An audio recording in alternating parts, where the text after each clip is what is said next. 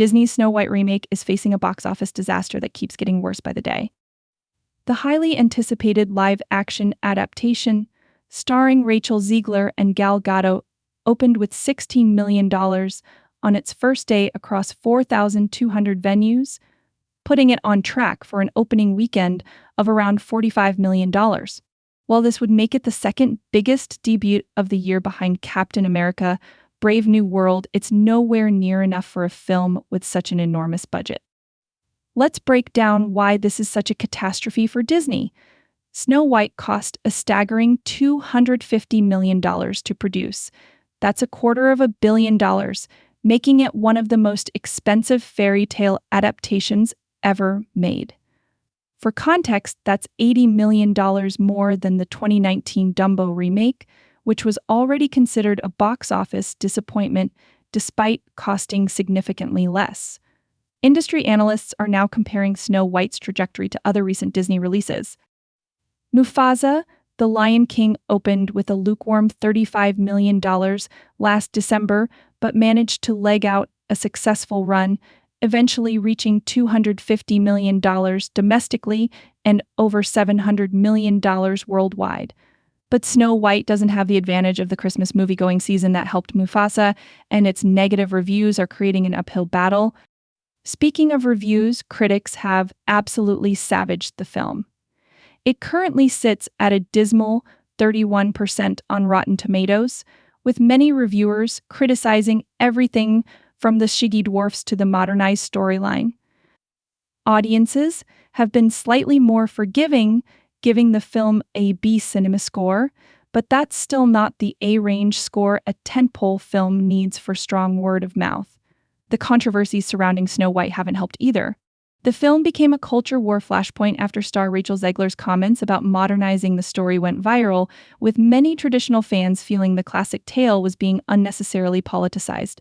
The backlash was so intense that Disney actually scaled back press access at the premiere, limiting media interactions to avoid further controversy.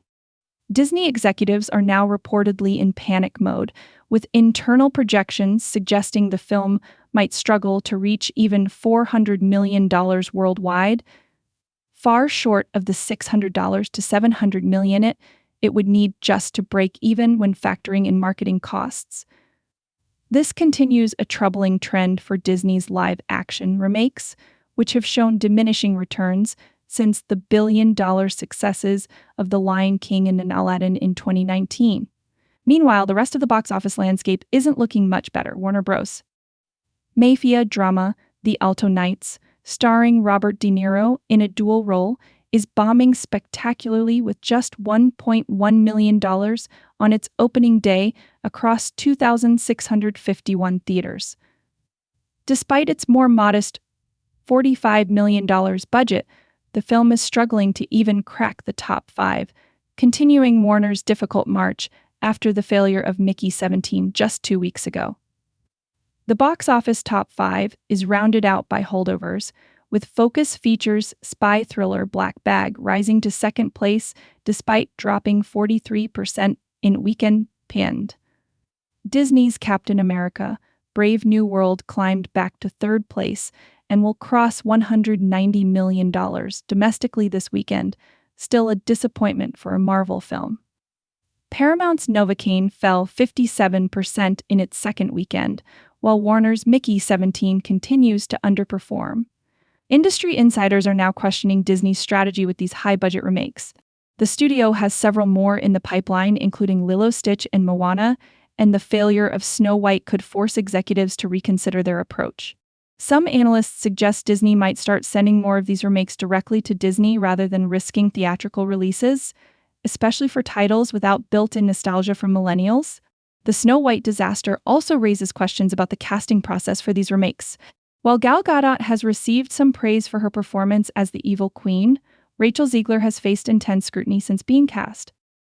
The controversy intensified when old social media posts and interview clips showed her criticizing elements of the original 1937 animated classic, alienating fans of the source material. Disney's marketing department is also under fire for their handling of the film. The first trailer received mixed reactions, with many criticizing the visual effects for the Seven Dwarfs, who are now fully CG characters rather than being played by actors with dwarfism. This decision sparked its own controversy, with Peter Dinklage calling the concept backwards before Disney clarified their approach.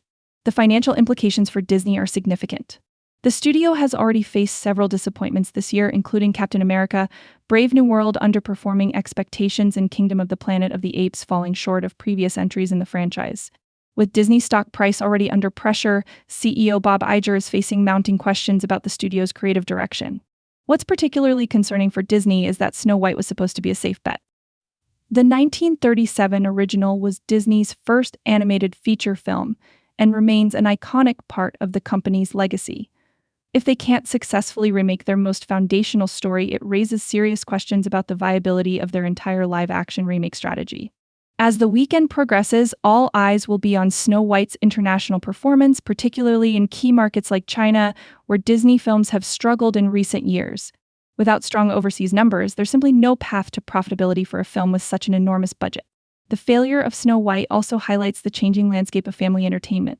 While Disney dominated this space for decades, competition from streaming services and changing audience tastes have eroded their advantage. Families now have countless entertainment options without leaving home, making it harder to justify the expense of a theater outing for films that don't generate must-see excitement. For Disney shareholders, the Snow White disaster is just the latest in a series of concerning developments. The company's theme park business remains strong, but their film division has struggled to recapture its pre-pandemic magic. With each box office disappointment, pressure mounts on Bob Iger to right the ship before his contract ends in 2026.